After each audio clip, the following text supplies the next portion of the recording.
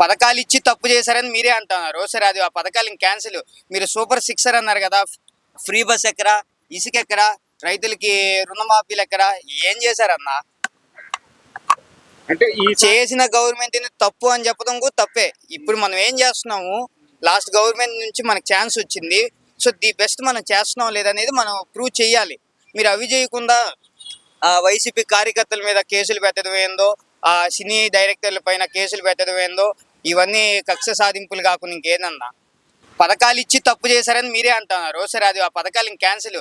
మీరు super sixer అన్నారు కదా, ఫ్రీ బస్ ఎక్కరా, ఇసుక ఎక్కరా, రైతులకి రుణమాఫీలు ఎక్కరా, ఏం చేశారన్నా?